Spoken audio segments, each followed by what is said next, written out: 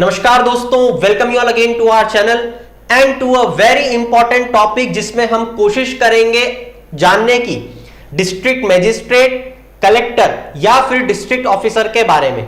Basically आज का जो मुद्दा है, it is to know about the district administration. District कैसे अलग अलग डिविजन्स पे काम करता है, मैंने इसको सम अप करके कोशिश की है बताने की आपको कि पैन इंडिया बेसिस पे अलग अलग जगह पे किस पोस्ट को किस नाम से बोला जाता है, और अगर हम अगली बार कभी भी डिस्ट्रिक्ट एडमिनिस्ट्रेशन को ऑब्जर्व करेंगे तो किस बिहाफ पे, किस बेसिस पे करेंगे।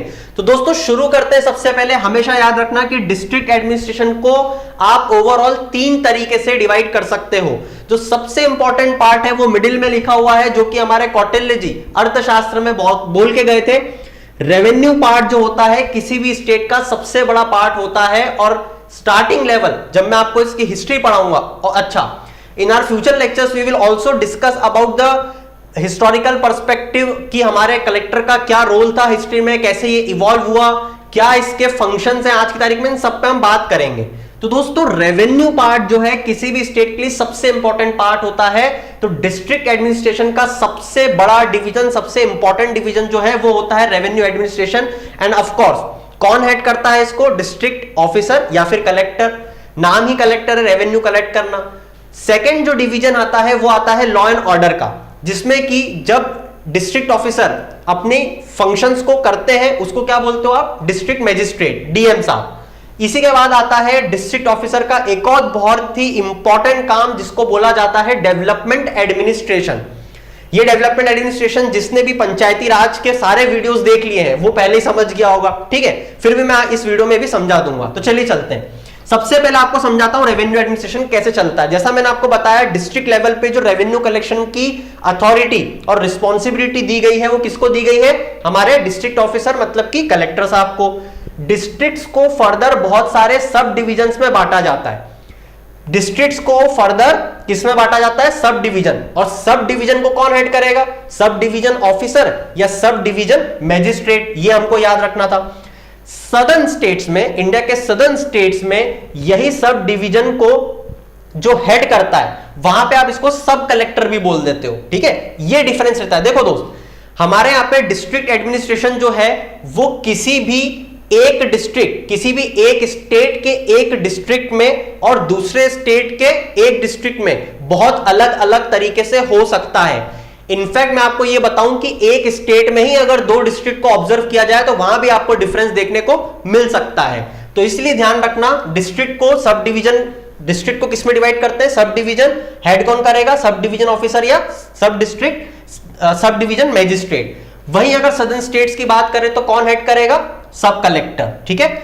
सब डिवीजन को फर्दर डिवाइड किया जाता है बहुत सारी तहसील्स में। अब तहसील्स को कई जगह महल्स बोला जाता है, कई जगह तालुकास बोला जाता है। और तहसील को कौन हेड करेगा? तहसीलदार। तो ये हमको याद रखना था। और महल जहां बोलेंगे तो वहां पे कौन करेगा? महलुका, ठीक है। तो इस तरीके से वहां पे जब हेड जो करता है उसके भी नाम इसके जरिए बदल जाते हैं। तो अगली बार जब भी आप तहसील, महल सुनो तो ध्यान रखना है कि किसका निचला डिवीजन है? ये सब डिवीजन का। अब इस तहसील, इस तालुकास के नीचे भी एक और डिवीजन रहता है जिसको हम बोलते हैं सर्कल। सर्कल बोलते हैं महाराष्ट्र में, फिरका बोलते हैं तमिलनाडु। अगेन देखो सदन में अलग नाम आ गया। परगाना, नॉर्थ परगाना आपने सुना होगा ना हिस्ट्री पढ़ते हुए, ये भी सर्कल ही होता है, ठीक है। ये बोलते हैं नॉर्थ डिवीजन में, मतलब नॉर्दर्न स्टेट्स में। अब तहसील के नीचे जो है परगाना, फिरका, सर्कल्स जो है, इसको हेड कौन करता है? रेवेन्यू इंस्पेक्टर बोला जाता है या सर्कल इंस्पेक्टर बोला जाता है। तो मैं उम्मीद करता हूं अभी तक आपको रेवेन्यू एडमिनिस्ट्रेशन में डिस्ट्रिक्ट जो कि फर्दर सब डिवाइडेड होती है सब डिवीजन में, जो कि फर्दर सब डिवाइडेड होती है तहसील्स, जो कि फर्दर सब डिवाइडेड होती है सर्कल्स, परगाना और फिरका में आपको समझ में आ गया होगा। इसकी जो पोजीशंस लेते हैं हेड जो होते हैं उनको क्या बोलते हैं, आप ये बहुत बेहतर तरीके से समझ गए होंगे। चलता हूं आपको लेके दूसरे डिवीजन पे, लॉ एंड ऑर्डर। बहुत ही इंपॉर्टेंट एस्पेक्ट है, मगर सबसे पहली चीज ध्यान रखना, कई जगह आपको ऑफकोर्स सुपरिटेंडेंट ऑफ पुलिस तो आप सब जानते ही हो, मगर लॉ एंड ऑर्डर में भी आपको 2 चीजें देखने को मिलेंगी जो जनरली हमारी मेट्रो सिटीज जैसे कि मुंबई, दिल्ली, वहां पे कमिश्नरेट सिस्टम चलता है, ठीक है। तो वहां पे आपको देखने को मिलेंगे कमिश्नर साहब। तो ये चीज हमको ध्यान रखनी है। तो चलिए चलते हैं लॉ एंड ऑर्डर पे। Law and order again final responsibility जो है वो किसकी है, डिस्ट्रिक्ट ऑफिसर या फिर डिस्ट्रिक्ट मैजिस्ट्रेट, जिसको क्या कलेक्टर बोल रहे हैं हम लोग, ठीक है। इसी के साथ साथ आपको जब लॉ एंड ऑर्डर पढ़ रहे हैं दोस्तों, क्योंकि यहां पे जो डिस्ट्रिक्ट मैजिस्ट्रेट या डिस्ट्रिक्ट कलेक्टर जो है, he was assisted by the superintendent of police of the same district. इसी कारण से बोला जाता है, जो आप एक डिबेट देखते हो ना कि कैसे डीएम जो है वो एसपी से ऊपर हो जाता है, तो इस कारण से क्योंकि एसपी जो है वो उनको असिस्ट करता है। ये हम फंक्शंस में जब पढ़ेंगे तो आपको और बेहतर तरीके से समझ में आएगा।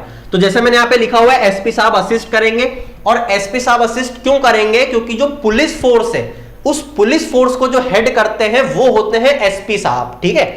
फर्क समझ में आ रहा होगा आपको, पुलिस फोर्स को हेड करेंगे एसपी साहब और एसपी साहब असिस्ट करेंगे डिस्ट्रिक्ट मैजिस्ट्रेट साहब को। किस चीज में असिस्ट करेंगे, मदद करेंगे लॉ एंड ऑर्डर मेंटेन करने में।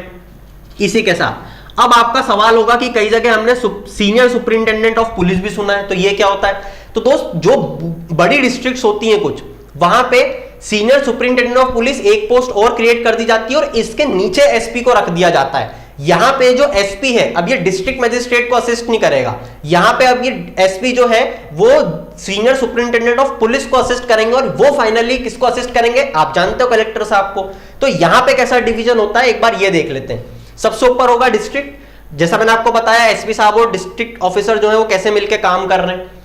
डिस्ट्रिक्ट के नीचे फर्दर डिवीजन होता है जिसमें हेड करते हैं डीएसपी साहब, डिप्यूटी सुपरिटेंडेंट ऑफ पुलिस, ठीक है। और इनके डिवीजन को क्या बोलते हैं, सब डिवीजन पुलिस एरिया। इसके नीचे वाला एरिया होता है पुलिस सर्कल्स, इसको बोलते हैं, यहां पे रहते हैं सीनियर इंस्पेक्टर्स। इसके नीचे आता है थाना। ये थाना वही थाना है जहां पे डायरेक्ट सिटीजन का इंटरेक्शन होता है हमारे पुलिस सिस्टम से। इसी कारण से सबसे ज्यादा जो पुलिस रिफॉर्म लाने की जरूरत या डिमांड करी जाती है वो इन थानास पे करी जाती है। जनरली आपने सुना होगा टाउन्स में टाउन इंस्पेक्टर टीआई, इसी के बाद में हेड किया जाता है सब इंस्पेक्टर्स। अब सब इंस्पेक्टर, जैसे मैंने यहां लिखा हुआ है हेडेड बाय सब इंस्पेक्टर, तो मैं आपको भी बता दूं, जैसे मैं भी आपको टाउन इंस्पेक्टर टीआई जो बता रहा था, ये एक प्रमोटिव पोस्ट होती है जो कि सीनियर सब इंस्पेक्टर बनता है। इसी के साथ कई जगह स्टेशन हाउस ऑफिसर भी बोला जाता है जो हेड करते हैं इस थाना को। इसका सबसे निचला स्तर जो होता है, सबसे नीचे वाला जो डिवीजन होता है, फर्दर थाना सब डिवाइडेड होते हैं चौकीज में। इस चौकीज को हेड करते हैं असिस्टेंट सब इंस्पेक्टर या फिर कांस्टेबल्स। तो उम्मीद करता हूं कि लॉ एंड ऑर्डर आपको बहुत बेहतर तरीके से समझ में आ गया होगा। रेवेन्यू एडमिनिस्ट्रेशन हम ऑलरेडी पढ़ चुके हैं। डेवलपमेंट एडमिनिस्ट्रेशन में अगेन डिस्ट्रिक्ट ऑफिसर या कलेक्टर का बहुत ही इंपॉर्टेंट रोल रहता है। जैसा मैंने आपको जब पंचायती राज पढ़ाया था तो मैंने आपको बताया था कि देखो वहां पे जो लीडर्स आ रहे हैं, जिनको लोग चुन के भेज रहे हैं, they don't have particular knowledge about the matter how to solve problems. तो उनको असिस्ट कौन करता है, यहां पे डेवलपमेंट ऑफिसर की तरह काम करते हैं, कोऑर्डिनेट करते हैं, ठीक है। तो यहां पे डिस्ट्रिक्ट को फर्दर डिवाइड किया जाता है सब डिवीजन, और सब डिवीजन को डिवाइड किया जाता है ब्लॉक्स में। इस ब्लॉक में एक ब्लॉक डेवलपमेंट ऑफिसर भी होता है, और इन्हीं ब्लॉक्स को, जैसा हमने पंचायती राज में पढ़ा था कि आप फर्दर किसको डिवाइड कर देते हो, विलेज में, और इस तरीके से जो डिस्ट्रिक्ट ऑफिसर है वो इन सबको कोऑर्डिनेट करने में मदद करता है। तो दोस्तों, this is all about the functioning and the specifications of the district administration. I hope आपको लेक्चर अच्छा लगा होगा। अगर हाँ, चैनल को सब्सक्राइब कर सकते हैं, वीडियो को लाइक कर सकते हैं। Also you can share with your friend so that you can have a fruitful discussion on this topic for the post which you are aspiring for in the end. Keep shining, have a good day, thank you for hearing us.